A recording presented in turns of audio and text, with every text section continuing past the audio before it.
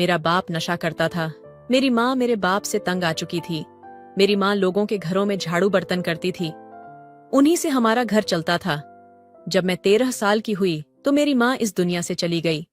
माँ के जाने के बाद मेरे बाप ने 50 साल के बुढ़े से लाख लेकर मेरी शादी उस बुढ़े से कर दी। वह आदमी मुझे अपने साथ घर ले आया। रात हुई तो वह मेरे करीब आने लगा। मैं डर से कांपने लगी। मैंने कहा, अंकल, आप मेरे इतने पास क्यों आ रहे हैं? वह कहने लगा, अरे तुम डर क्यों रही हो?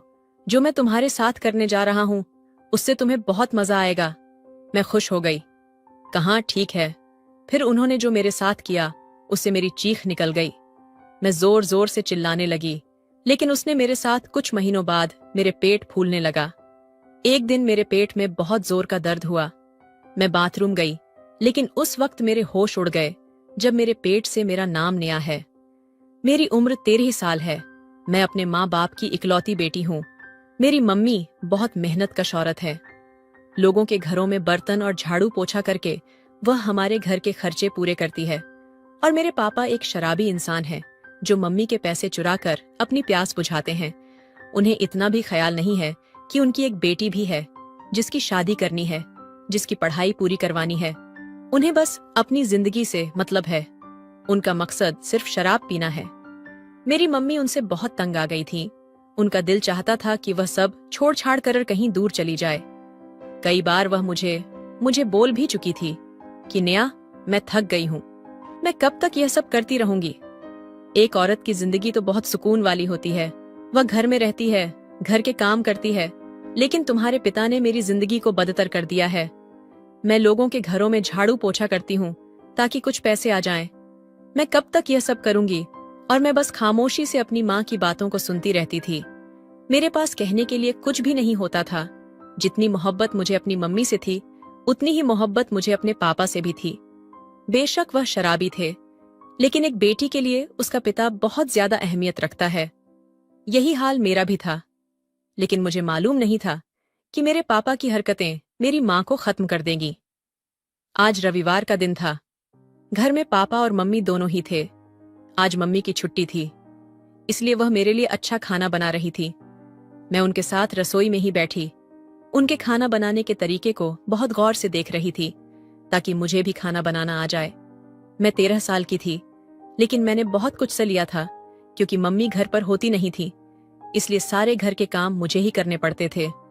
अचानक ही मेरे पापा न जाने कहां से घर में आए और मम्मी को बिना वजह मारना शुरू कर दिया।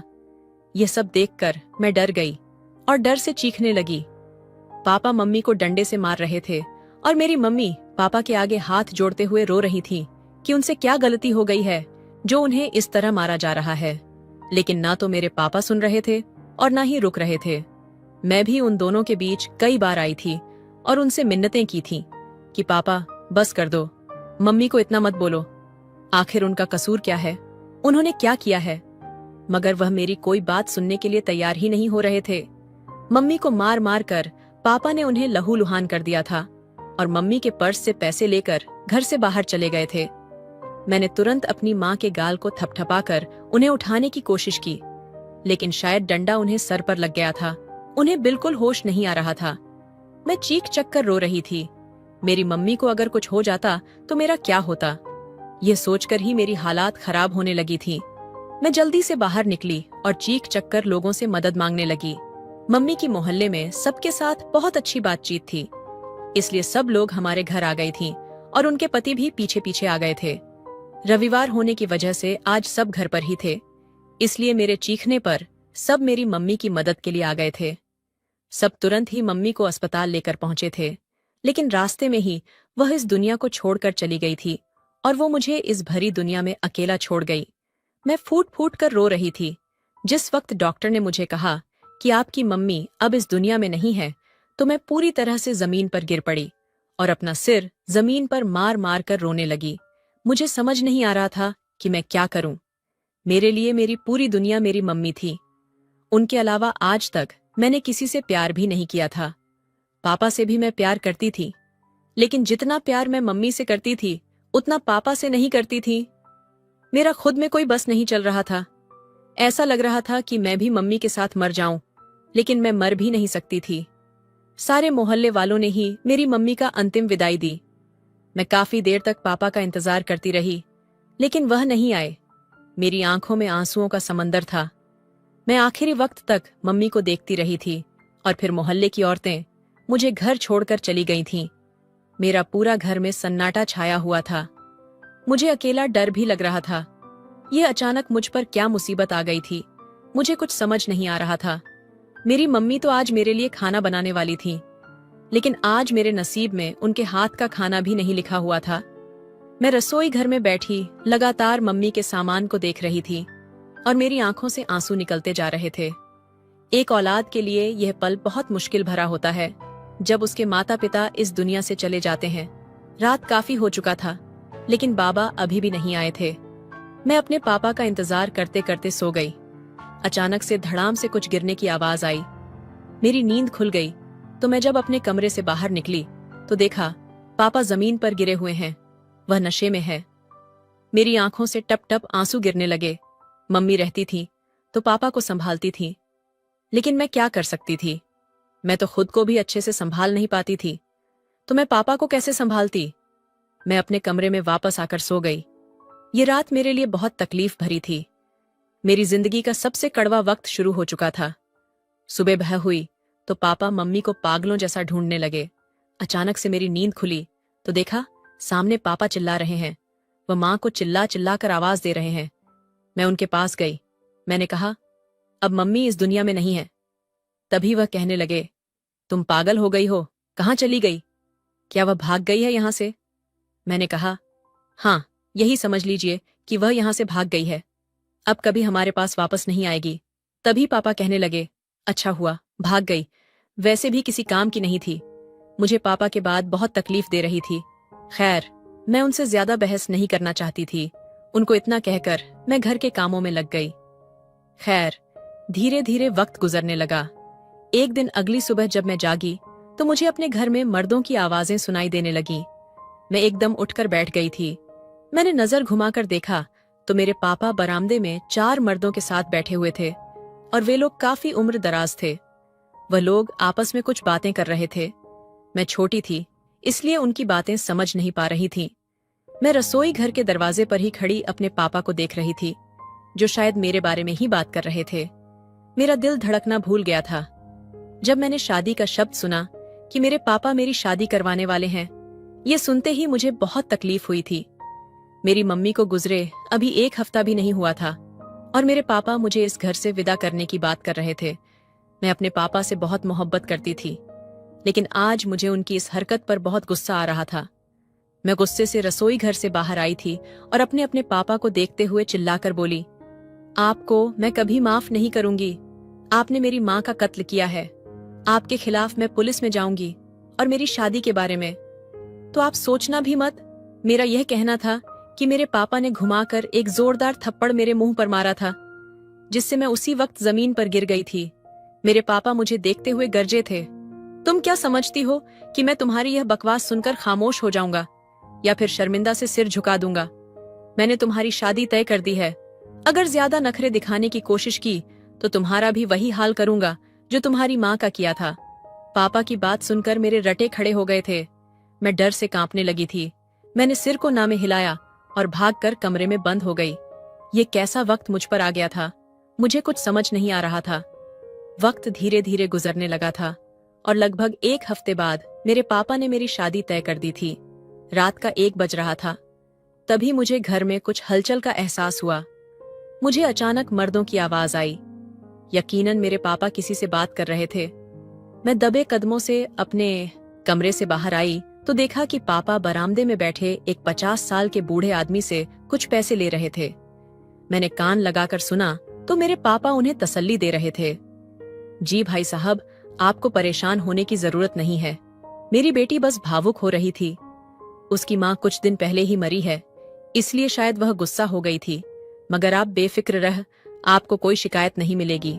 वह बहुत समझदार लड़की है, घर का कामकाज सब जानती है और आपको भी अच्छा लगेगा। एक 13 साल की लड़की के साथ शादी करके यह सुनकर तो जैसे मेरी सांस गले में ही अटक रही हो। मेरा यहाँ पर अब दम घुटने लगा। मुझे लगा था कि मेरे पापा मजाक कर रहे होंगे।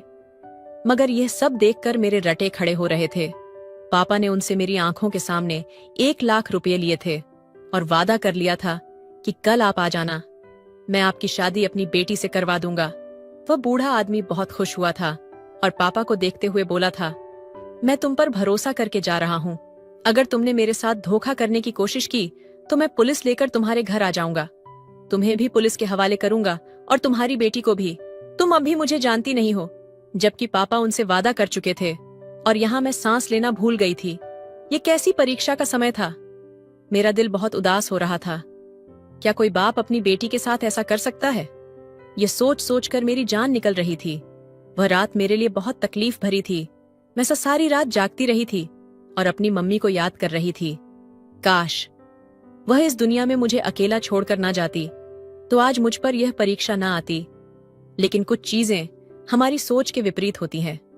सुबह का सूरज उगते ही हमारे घर का दरवाजा खटका था। मैं सो रही थी। पापा मेरे कमरे में आए और उन्होंने मुझे जगाया। मैं रात ठीक से सोई भी नहीं थी। उनकी बातों से मैं परेशान हो गई थी। मुझे नींद ही नहीं आ रही थी। मुश्किल से आंख लगी थी।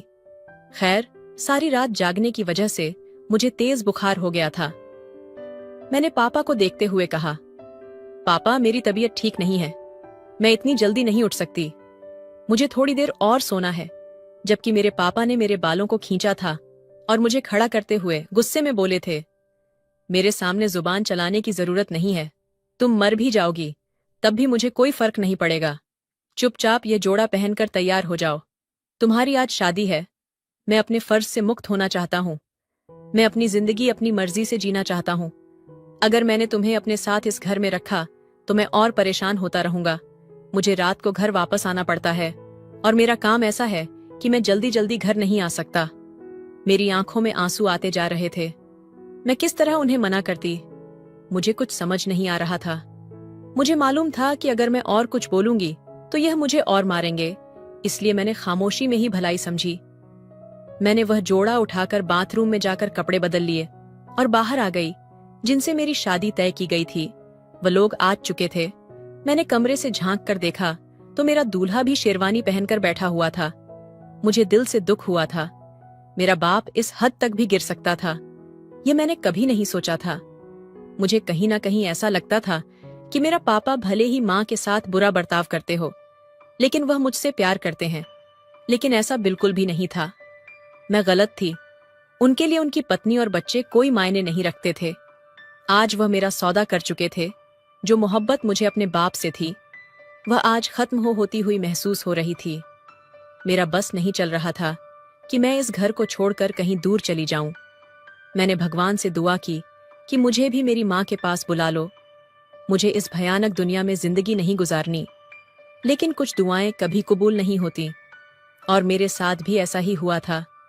चंद लम्हों का खेल था। कुछ ही पलों में मुझे उस 50 साल के महत नाम के बूढ़े आदमी के हवाले कर दिया गया। मैं बस रोती रह गई। मेरे बाप को मुझ पर जरा भी तरस नहीं आया। मोहल्ले की औरतें मेरे पास बैठी हुई थीं। शादी से पहले उन्होंने मुझे कुछ बातें समझाई थीं जो मेरे सिर से गुजर रही थीं। मेरे बाप ने मुझे इस 50 साल के बूढ़े आदमी के साथ विदा कर दिया और मैं अपने घर को देखते हुए बस रोती रह गई।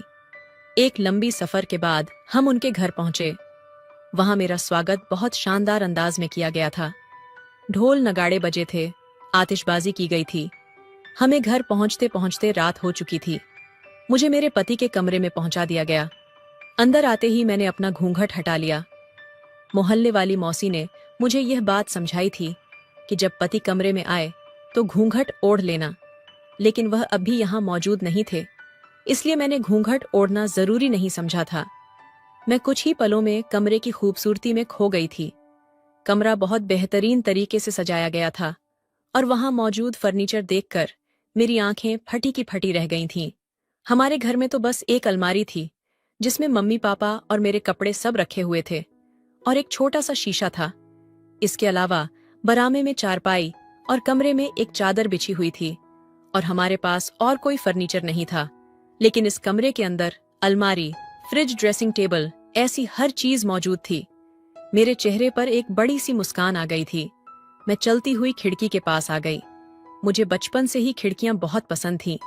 इस कमरे में तो एक कांच की बड़ी सी खिड़की थी जिससे पूरा शहर नजर आ रहा था।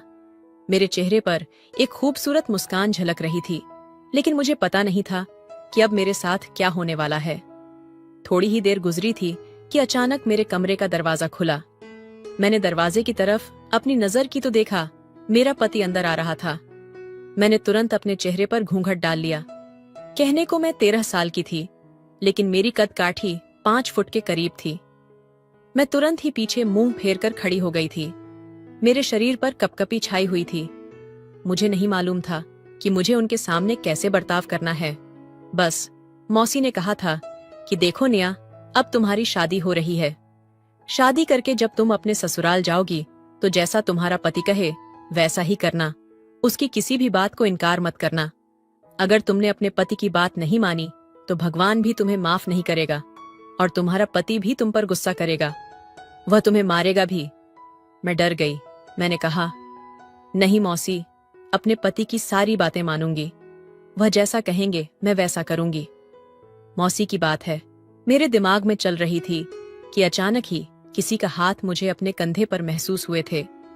मैंने डर कर आंखें बंद कर ली थीं और अपने दोनों हाथों की मुट्ठियां बंद कर ली थीं। अभी मैं कुछ समय समझती, इससे पहले ही वह हाथ धीरे धीरे मेरी गर्दन के करीब आया था और अचानक ही मेरे दूल्हे ने मुझे गर्दन से पकड़कर अपने करीब कर लिया था। मेरा सांस ऐसा लग रहा था कि कहीं रुक ना जाए। अचानक से मैंने अपनी आंखें खोलीं। मैं पीछे मुड़ना ही जा रही थी कि उन हाथों ने मुझे पीछे मुड़ने नहीं दिया। मैं कुछ कहती, इससे पहले ही वह मेरे कान के करीब आया और धीमी आवाज में बोला, कैसी हो लिटिल ब्यूटी। मेरे पास कहने के लिए कुछ भी नहीं था। मुझे बहुत खौफ महसूस हो रहा था। ऐसा लग रहा था जैसे अभी मेरी जान निकल जाएगी। मैं कुछ कहती, इससे पहले ही वह बोले, मैंने कुछ पूछा है। लिटिल ब्यूटी कैसी हो। तुम मेरे शरीर पर कपकपी दौड़ गई थी। मैं बहुत ज्यादा डर रही थी। मैं उन्हें क्या जवाब दूं? वह मुझे देखते हुए बोले थे, मैं तुम्हारे साथ कुछ भी गलत नहीं करूंगा, बल्कि तुम मेरे पास आओ, तुम्हें बहुत मजा आएगा। मेरे चेहरे पर घबराहट साफ दिखाई दे रहा था। मुझे समझ नहीं आ रहा था मैं क्या बोलूं। अचानक ही उन्होंने मुझे अपनी बाहों में दबोच लिया था। मेरा पूरा शरीर कांपने लगा। मैं बहुत ज्यादा डर रही थी। मुझे समझ नहीं आ रहा था कि मैं उन्हें क्या कहूं, क्या जवाब दूं। वह मुझे देखते हुए बोले, तुम डर क्यों रही हो? मैं तुम्हारे साथ कुछ भी गलत नहीं करूंगा, बल्कि तुम मेरे पास आओ, तुम्हें बहुत मजा आएगा। अब तुम मेरी पत्नी हो, ऐसे डरोगी तो कैसे होगा? मेरे चेहरे पर घबराहट साफ दिख रही थी। मुझे समझ नहीं आ रहा था कि क्या कहूं। अचानक उन्होंने मुझे अपने बाहों में जोर से जकड़ लिया। मैं हैरान थी। कहने को मेरी उम्र 13 साल थी, लेकिन शादी के बारे में मुझे थोड़ा बहुत पता था। मेरी आंखों से लगातार आंसू बह रहे थे और मैं उनसे हाथ जोड़कर कह रही थी कि मेरे साथ कुछ मत करो। उनकी जकड़न से मुझे दर्द हो रही थी। मेरी जान निकलने को थी। फिर उन्होंने मेरे साथ, उन्हें मेरी हालात पर ना कोई दया आई और ना ही रहम। उन्होंने अपना पति होने का हक मुझसे वसूल लिया था। मुझे अपने बाप से नफरत हो रही थी। मेरी आंखों से टप टप आंसू गिर रहे थे। मुझे मेरी माँ बहुत याद आ रही थी। मैं भगवान से प्रार्थना कर रही थी कि ऐसा बाप किसी को ना मिले। खैर, सुबह होते ही वह आदमी मुझे कमरे में छोड़कर चला गया। मैं बिल्कुल निढाल हो गई थी। मुझे यकीन नहीं हो रहा था कि इस दुनिया में ऐसे लोग भी मौजूद हैं। मेरी उम्र 13 साल थी और उनकी 50 साल थी, लेकिन फिर भी उन्होंने मुझ पर रहम नहीं खाया। दोपहर के वक्त वे अचानक कमरे में आए और मुझे देखकर जल्दी से बोले, बाहर आओ, आज से तुम मेरे साथ एक्सरसाइज करोगी। ये तुम्हारे लिए बहुत जरूरी है। मैं मना करना चाहती थी क्योंकि मेरी ऐसी हालात नहीं थी कि मैं उनके साथ एक्सरसाइज कर सकूं, लेकिन उन्होंने जबरदस्ती मुझे अपने साथ जिम ले गए। उन्होंने मुझसे लगातार 3 घंटे एक्सरसाइज करवाई। मुझे समझ नहीं आ रहा था कि वे मेरे साथ ऐसा क्यों कर रहे हैं। समय धीरे धीरे बीतता जा रहा था। जैसे ही रात हुई, मेरे पति कमरे में आ गए। उन्हें देखकर मेरी जान निकल गई, क्योंकि मुझे पता था अब मेरे साथ क्या होने वाला है। मैंने उनके सामने हाथ जोड़ दिए और रोते हुए कहा, मुझे पता है आप मेरे पास क्यों आए हैं, लेकिन भगवान के लिए आज मुझे छोड़ दीजिएगा। लेकिन उन्होंने मेरी एक भी बात नहीं सुनी। दर्द से मेरी चीखें ऊंची हो गईं, लेकिन वे नहीं माने। वह अपनी मनमानी करने लगे। हमारी शादी को लगभग 1 महीना हो गया था और वे अपनी इन हरकतों से बाज नहीं आए थे। कई दिनों से मुझे अपने पेट में एक अजीब सा दर्द भी महसूस हो रहा था, लेकिन मैंने यह बात किसी को नहीं बताई थी क्योंकि मुझे पता था कि सब मेरा मजाक उड़ाएंगे। पास में रहने वाली चाची ने मुझे यह खास तौर पर समझाया था कि जब तुम्हारी शादी हो जाए तो कूद फान मत करना। लेकिन मेरे पति तो मुझे रोज एक्सरसाइज कराते थे। वे ऐसा क्यों करते थे वह मुझे समझ नहीं आता था। मैं पूरे 1 महीने से जिम कर रही थी, लेकिन इसके बावजूद मेरा पेट बढ़ता जा रहा था। घर में कई नौकर थे। वह बूढ़ा आदमी जो मेरा पति था वह काफी अमीर था। उसके पास दौलत की कोई कमी नहीं थी। मैं नौकरों के मुंह से सुनी थी। उनकी पहली पत्नी शादी के कुछ दिनों बाद ही इस दुनिया से चली गई। उसके बाद से इन्होंने शादी करने के बारे में कभी नहीं सोचा, लेकिन पता नहीं इनको क्या हो गया जो इस उम्र में इतनी छोटी सी बच्ची के साथ शादी करने की ख्वाहिश पैदा हो गई। लगभग 1.5 महीने बाद मेरे पेट में इतनी तेज दर्द हुआ कि कोई सीमा नहीं थी। मैं चीख कर रो पड़ी। नौकर ही मुझे अस्पताल ले गए और रास्ते में ही मेरे पति को फोन कर दिया गया। मुझे लगा था कि वे मेरी फिक्र में बेचैन हो जाएंगे और नौकरों को डांट, लेकिन उन्होंने कहा, किसकी इजाजत से तुम लोग मेरी पत्नी को घर से बाहर ले गए हो? उसे तुरंत घर वापस लाओ। ये सुनकर मेरे पैरों तले जमीन खिसक गई। मुझे यकीन नहीं हो रहा था कि वह बुढ़ा इतना बेरहम भी हो सकता है। मैं रो रही थी, तड़प रही थी। मेरी आंखों से लगातार आंसू बह रहे थे, लेकिन उन्हें मेरी बिल्कुल भी फिक्र नहीं थी। उन्हें तो बस इस बात का डर था कि मैं बाहर क्यों गई। उन्होंने तुरंत नौकरों से कहा कि मुझे घर ले आए।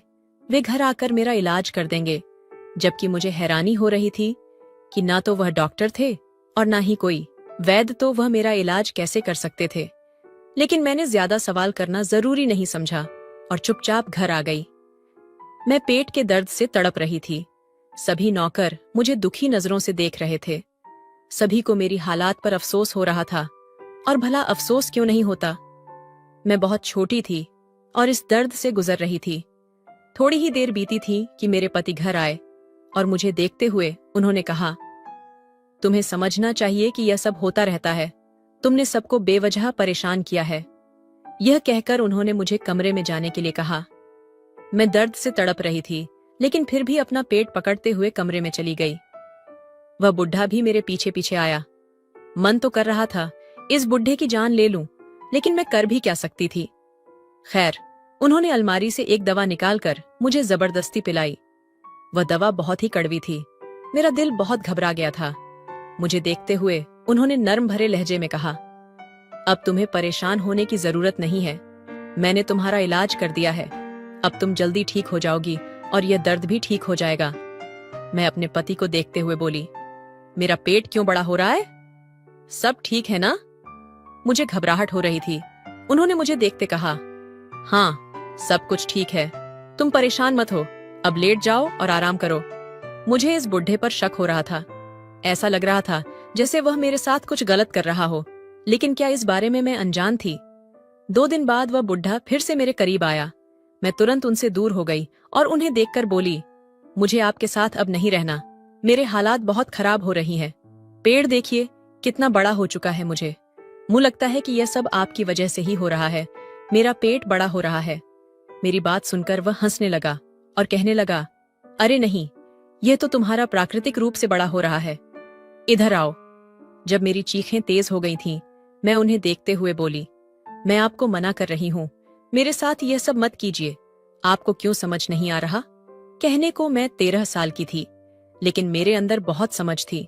बचपन से ही मैंने अपने घर में तंगी देखी थी, जिस वजह से मुझे बहुत समझ आ गई थी। मेरे पति मुझे दोबारा समझाते हुए कहने लगे, तुम बेवजह शोर मचा रही हो, इधर आओ। ये कहते ही उन्होंने मुझे फिर से दबोच लिया।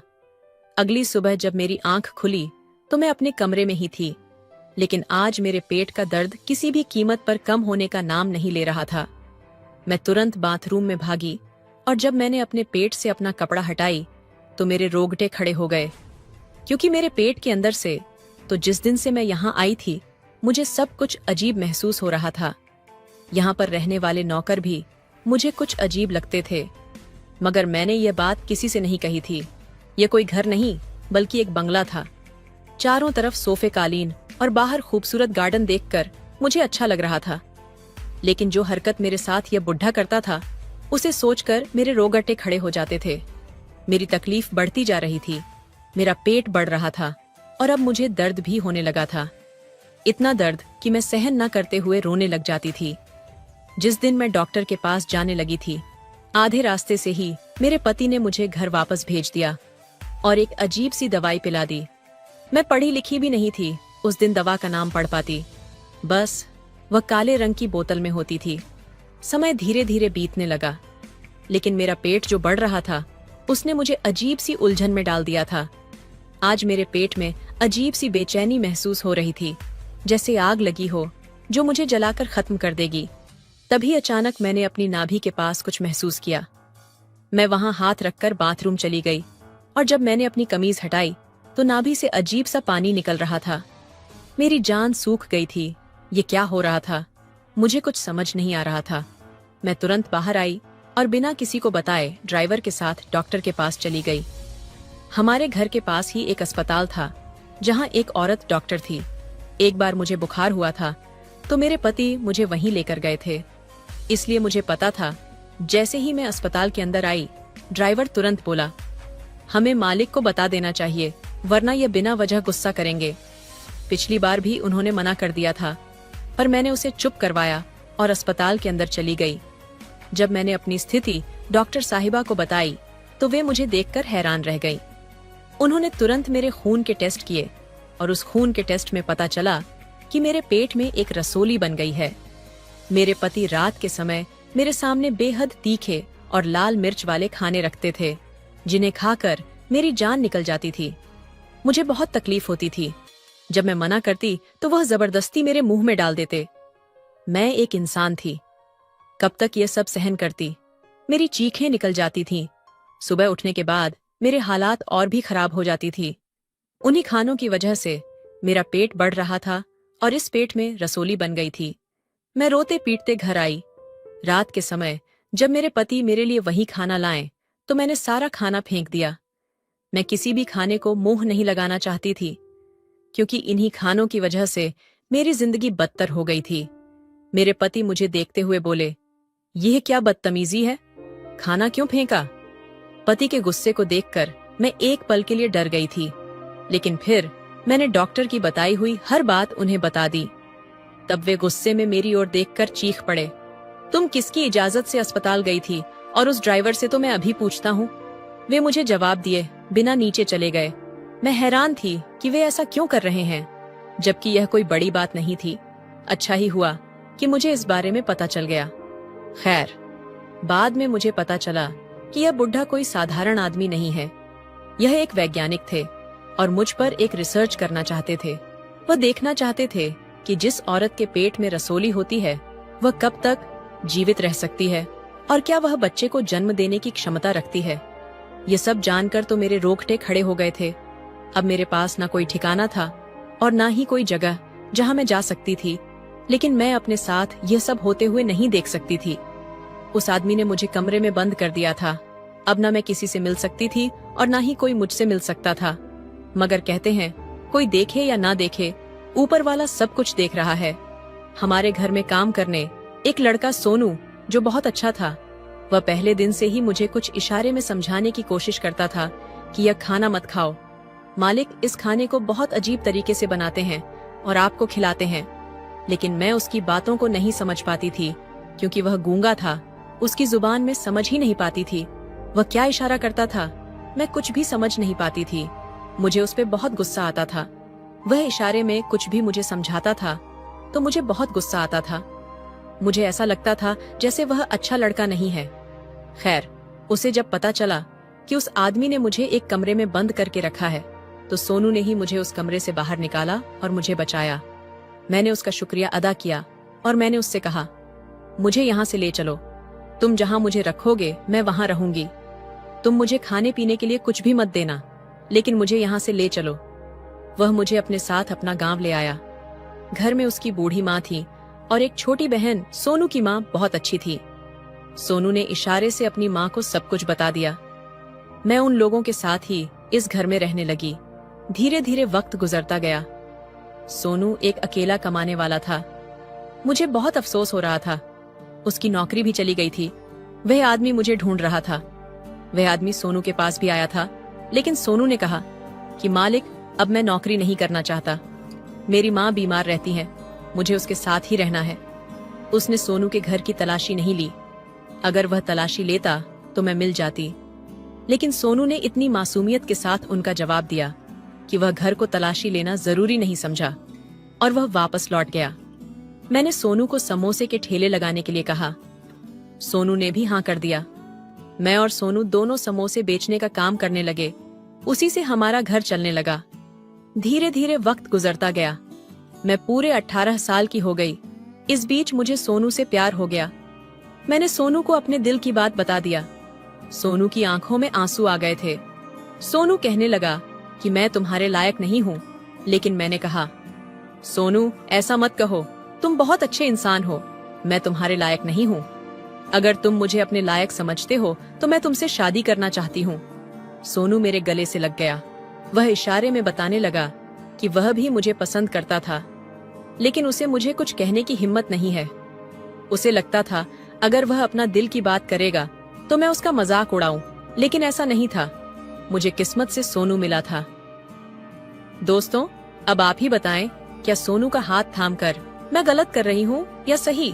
कमेंट करके जरूर बताएं। उम्मीद करती हूँ आपको हमारी कहानी पसंद आई होगी। कहानी पसंद आई है तो वीडियो को लाइक और चैनल को सब्सक्राइब जरूर करें।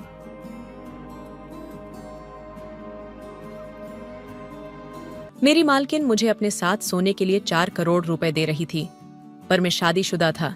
लेकिन 4 करोड़ रुपए का नाम सुनकर मेरी नीयत थोड़ी डगमगा जरूर गई थी कि सिर्फ एक रात की ही तो बात थी। मैंने उनसे कुछ दिनों की मोहलत मांगी। सोने के लिए मैं सोच रहा था कि इतने पैसे तो मैं अपनी पूरी जिंदगी में भी काम करके नहीं कमा पाऊंगा। इसीलिए मैंने उनको हाँ कर दिया। जिस रात में मालकिन के साथ सोया, उस रात मालकिन ने पूरी रात मेरे साथ अपने घर में पूरी रात को सुकून से सो नहीं पाता था। हमारा छोटा सा घर था। मालकिन की कही हुई बात को अपनी पत्नी को कैसे बताऊं, ये समझ नहीं आ रहा था।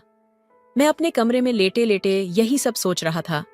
आंखें बंद करता तो नोटों की गड्डियां मुझे नजर आ रही थीं, और जब आंखें खोलता तो ऊपर लगा हुआ पंखा, जो बेहद धीरे धीरे चल रहा था और जिसमें से आवाज आई ही थी, मैं एकदम से उठकर बैठ गया। मेरे बराबर में ही मेरी पत्नी आराम से सो रही थी। गर्मी और पसीने से बेफिक्र होकर मुझे तो जैसे नींद नहीं आ रहा थी। अक्सर काम की थकान की वजह से मैं भी सो ही जाता था। लेकिन जब से मालकिन ने मुझे वह ऑफर दिया था, तब से मेरी तो नींद जैसे गायब हो गई थी। मुझे अपने घर की हर चीज में कुछ न कुछ कमी नजर आने लगी थी। मेरे पास सिर्फ 4 दिनों की मोहलत थी। दिमाग में बस यही चल रहा था कि क्या करूं और क्या नहीं। 4 करोड़ कोई छोटी रकम नहीं होती, और खास तौर पर हम जैसे लोगों के लिए तो बहुत बड़ी रकम थी। लेकिन उन्होंने उसके बदले में जो मुझसे मांगा था, वो एक शादीशुदा होने के नाते कोई छोटी बात नहीं थी। मैं ये सब उनके साथ कैसे कर सकता था? पहले तो मैंने मालकिन की बातों को सुनकर मना कर दिया था, लेकिन उसके अगले ही पल मुझे अपनी गरीबी का एहसास हुआ। जिस गरीबी में और मेरी पत्नी जी रहे थे, कई सालों से 4 दिन का वक्त गुजर चुका था। लेकिन आज तक भी मैं नहीं समझ पाया था कि मुझे क्या करना है। मालकिन से बात की और उन्हें कहा कि मुझे 4 दिन का और वक्त दे। वह मान गई। 4 दिन भी इसी तरह से निकल गए। मालकिन ने फिर मुझसे पूछा कि मैंने क्या सोचा है। मैं न जाने क्यों हाँ में सर हिला दिया और मैं घर लौट आया।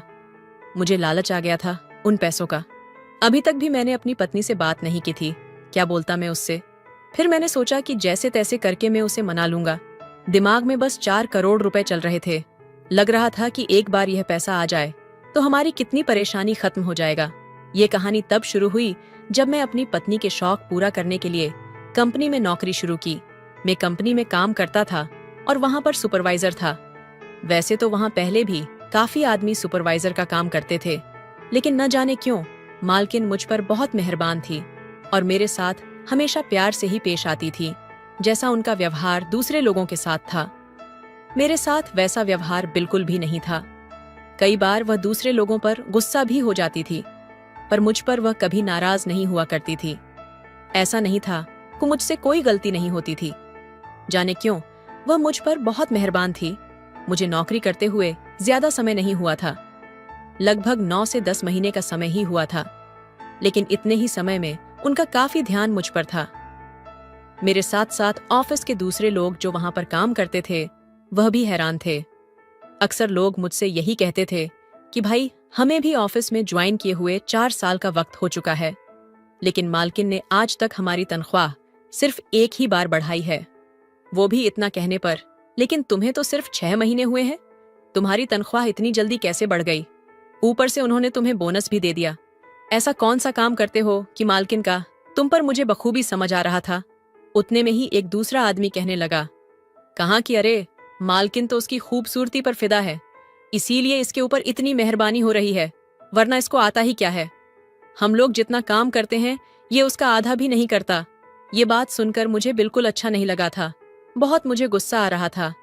मैंने उन्हें कहा कि तुम अपनी जुबान संभाल कर बात करो, मैं भी वही काम करता हूँ जो तुम करते हो, उसके अलावा और कोई काम नहीं करता। मैं मालकिन के लिए मैं क्या करूं? अगर वह मुझे तुम लोगों से ऊपर रखती है तो अगर तुम लोगों को इतना बुरा लगता है तो तुम जाकर बात करो, मुझ पर इल्जाम मत लगाओ, मैं चिल्लाकर बोला था। फिर लोग वहां जमा हो गए थे, 1-2 आदमी मुझसे बहस करने लगे।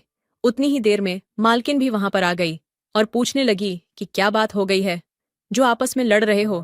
न जाने मुझे क्या हुआ था। मैंने भी बेशर्मों की तरह उनको सारी बातें बता दी, उन आदमियों के बारे में भी बता दिया, वो उनके लिए इस तरह की बातें बोल रहे थे। वह आदमी उसके सामने नजरें झुकाए चुपचाप खड़े थे। वह कहने लगी कि इस कंपनी की मालकिन मैं हूँ, मेरी मर्जी में किसी को भी सैलरी बढ़ाओ, अगर किसी को कोई परेशानी हो तो आज से ये जॉब छोड़कर चला जाए। आप लोग कौन होते हैं किसी के भी बारे में? उल्टा सीधा बोलने वाले किसने हक दिया है आप लोगों को बोलने का? मालकिन का इतना कहते ही बाकी आदमियों की तो जैसे बोलती ही बंद हो गई।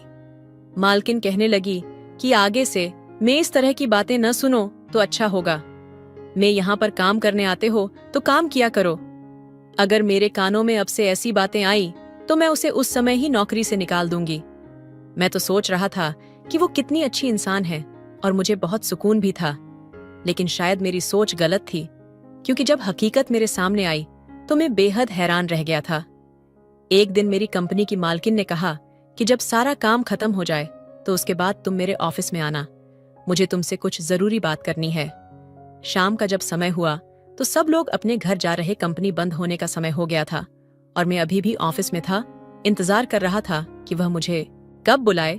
और उसने मुझे अपने केबिन में बुलाया और वहां पर कोई भी नहीं था, सिर्फ मैं था।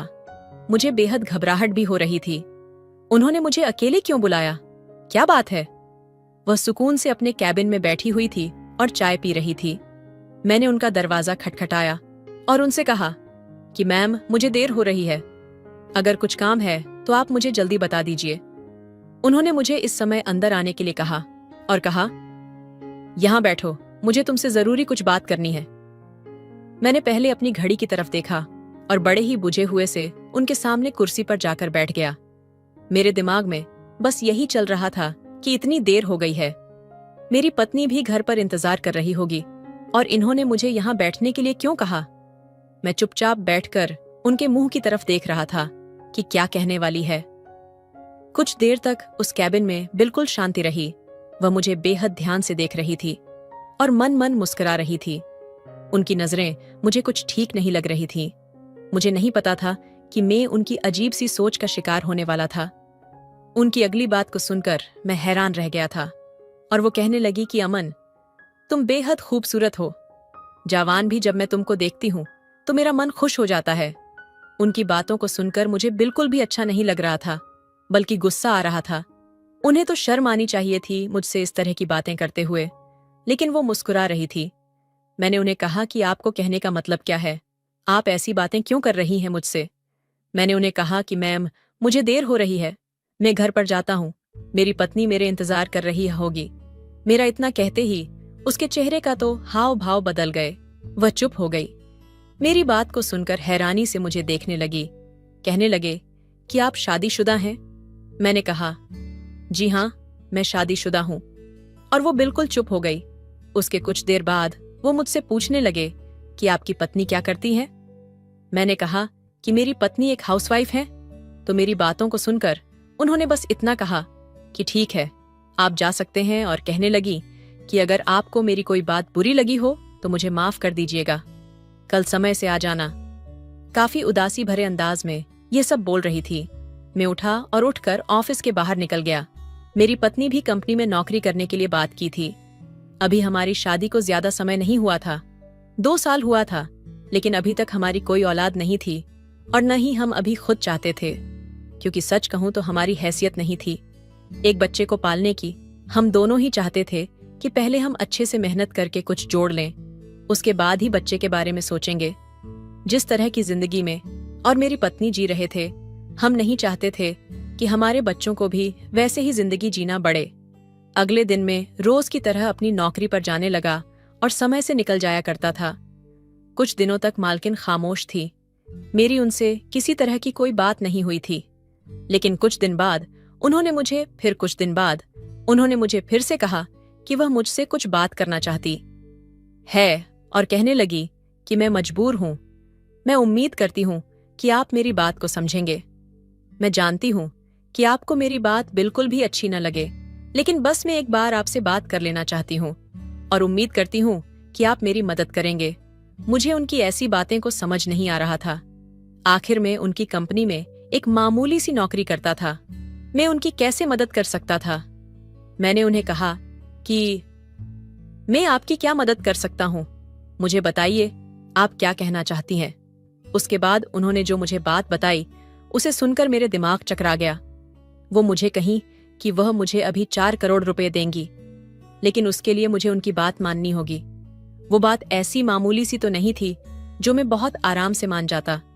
पहले तो मैं सुनने के बाद ही उन्हें मना कर दिया, लेकिन उन्होंने मुझे कहा कि तुम अच्छे से सोच लो।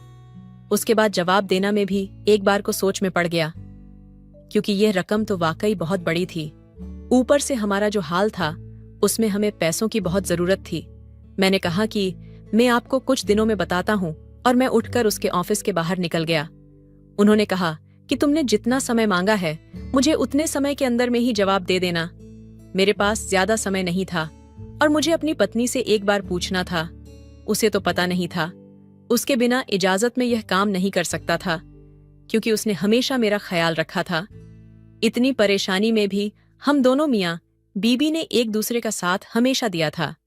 एक दूसरे को हमेशा समझे थे और एक साथ मिलकर ही अपने हालात को बेहतर बनाने के लिए काम कर रहे थे और मेहनत कर रहे थे।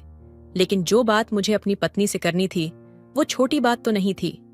कहीं न कहीं मुझे विश्वास था कि वह मेरी बात को सुनते ही मना कर देगी।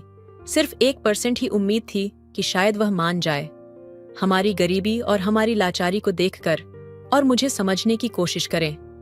अगर वह मेरी बात मान जाती है तो उससे बस कुछ महीनों के लिए ही तो उसे दूर रहना था। उसके बाद तो हमारे पास पैसे ही पैसे होते और हमारी जिंदगी में पैसे होते।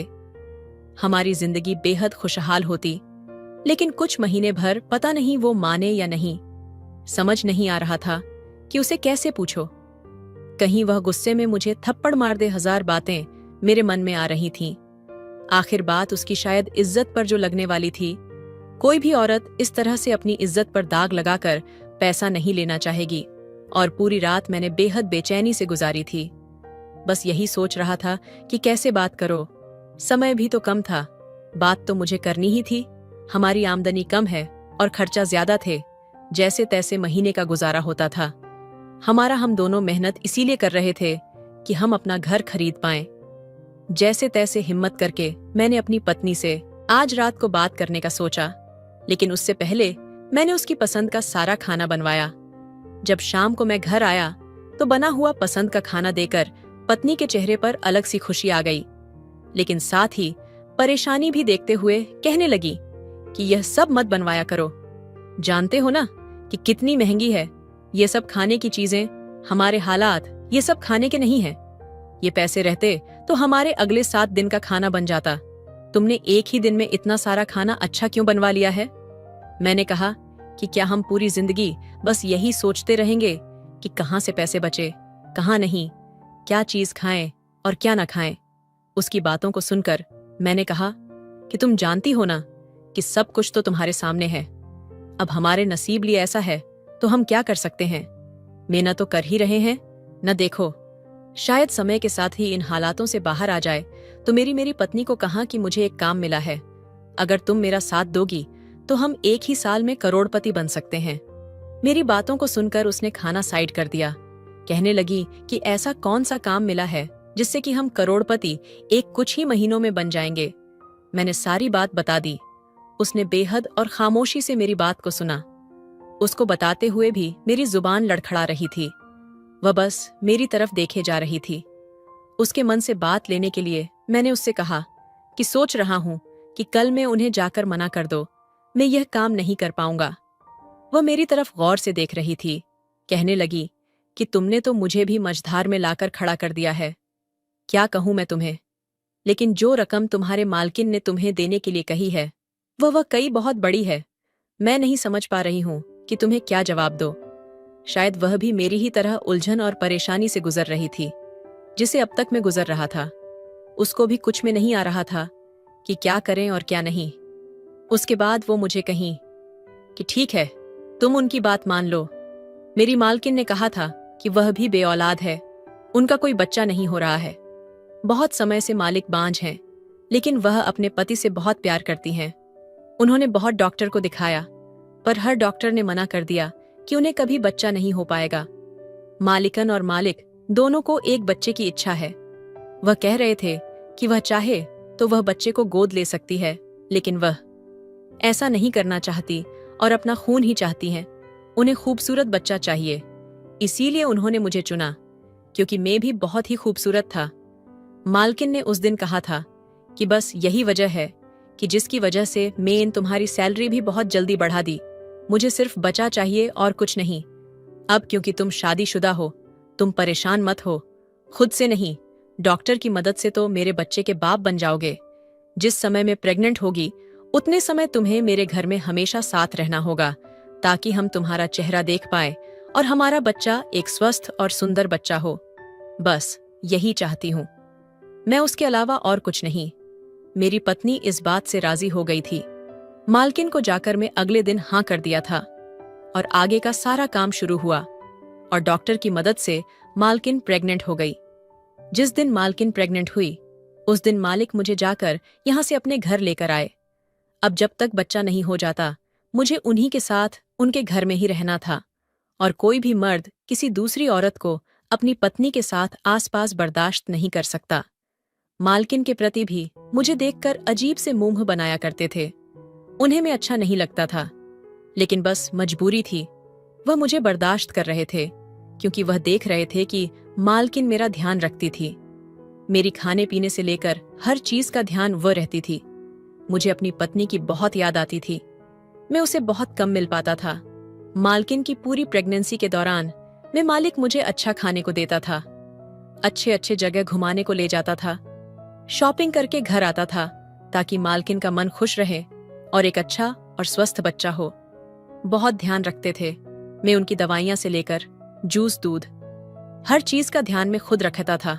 मैं भी वक्त गिन गिन कर गुजार रहा था, कब समय खत्म होगा और मैं अपनी पत्नी के पास वापस जा पाऊंगा। मैं जब भी अपनी पत्नी से मिलता था या उससे फोन पर बातें करता था तो वो अक्सर मुझे उदास दिखती थी, बहुत उदास रहती थी।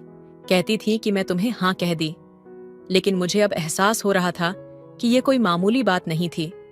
मैं तुम्हें ऐसी किसी और औरत के पास नहीं देख पा रही हूँ। मैं कैसे बताऊं, मैं कैसे समय निकाल रही हूँ। मैं उसे कहा कि बस कुछ समय की ही तो बात रह गई है, अब तक पर बर्दाश्त किया है तो आगे भी थोड़ा सा कर लो। तुम जानती हो ना कि उसके बाद हमारा जीवन बदल जाएगा। हम एक सुंदर सा घर खरीद लेंगे, गाड़ी ले लेंगे, आए दिन की हमारे खाने की परेशानी भी खत्म हो जाएगी। जानती हो ना कि मैंने यह सब कुछ क्यों किया है। और वो अक्सर कहा करती थी कि मुझे पैसे नहीं चाहिए, आज मुझे बस तुम चाहिए। मैं नहीं रह पा रही हूँ। तुम्हारे बिना काफी इंतजार करने के बाद वह समय भी आ गया। जब यह वक्त भी खत्म होने को आया था, मालकिन एक सुंदर और स्वस्थ बेटी को जन्म दिया।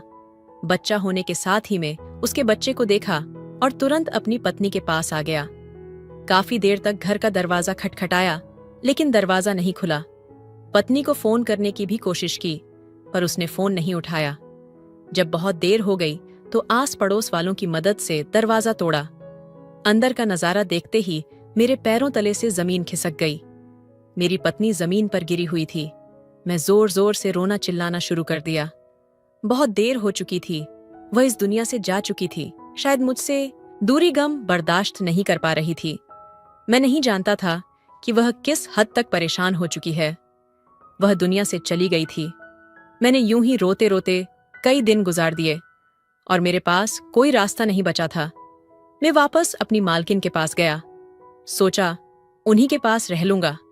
आखिर मैंने उन्हें बच्चा दिया है, उनके बच्चे का बाप हूं मैं। वह मेरी इतनी मदद तो कर ही सकती है। मैं बेहद दुख हारे हुए मन से उनके घर पहुंचा। गेट पर खड़ा हुआ था तो मैंने देखा कि मालिकन अपने पति के साथ थी और वो बच्चे को अपनी गोद में उठाए उसे प्यार कर रही थी। अपने पति को भी उन्हें गले लगा रखा था। तीनों बहुत खुश नजर आ रहे थे। कुछ देर में मालकिन की नजर मुझ पर पड़ी। वह मुझे कहने लगी कि अरे, तुम्हें तुम्हारी पत्नी के पास जाने की इतनी जल्दी थी कि तुमने मुझसे उन पैसों का चेक भी नहीं लिया। कितनी हड़बड़ाहट में चले गए थे। उन्होंने मुझे 4 करोड़ का चेक मेरे हाथ में थमा दिया। मैं जोर जोर से रोने लगा। उन्होंने मेरे रोने का कारण पूछा था। मैंने बताया कि मेरी पत्नी मुझसे दूर होने के गम में इस दुनिया से ही चली गई। मैंने तो यह काम सिर्फ इसलिए किया था ताकि उसकी और मेरी जिंदगी अच्छी हो जाए, लेकिन यहाँ तो कुछ और ही हो गया। मैंने वो पैसे लेकर उस शहर को छोड़कर दूसरे शहर में एक घर खरीद लिया और एक छोटी सी कंपनी भी खोली। कुछ ही महीनों में मेरा बिजनेस तरक्की करने लगा। कुछ सालों के बाद मेरी मुलाकात मेरी मालकिन से हुई। बिजनेस के सिलसिले में तो उस वक्त मालकिन मुझे पहचान नहीं। भाई, मैंने कहा कि आप ठीक तो हैं ना? तो वो मुझे बहुत चौंकर देखी और बोली कि कौन हो? मुझे मालकिन बहुत दुखी और कमजोर लग रही थी। मैंने कहा कि अमन हूं, आपके कंपनी में काम करने वाला। यह सुनकर वो रो पड़ी और मुझसे लिपट गई और बोली कि मैंने बहुत ढूंढा, तुम्हें काहे नहीं मिले, मैं बहुत अकेली हो गई हूं। मालिकन ने ऐसी बातें बताई जिससे मैं हैरत में पड़ गया। मालिक अब इस दुनिया में नहीं थे। वो बच्चा उनका नहीं, किसी और का है। ये सोचकर उनको बीमारी हो गई थी और कुछ वक्त बाद वो मर गए। मालकिन को किसी के साथ की जरूरत थी। फिर मैं भी तो अकेला था। मेरी भी पत्नी मर गई थी। मुझे भी किसी का साथ चाहिए था। मैंने मालकिन से शादी कर ली और उस बच्चे को अपने माँ और बाप दोनों मिल गए। इंसान लालच करता है, उसको सीख मिलती जरूर है। लालच का फल हमेशा बुरा होता है। तो दोस्तों, ये कहानी कैसी लगी कमेंट बॉक्स में जरूर बताएं। चैनल पर नए हो तो चैनल को सब्सक्राइब करें। कहानी अच्छी लगी हो तो एक लाइक जरूर करें। मिलते एक और नई इंटरेस्टिंग कहानी के साथ। धन्यवाद दोस्तों।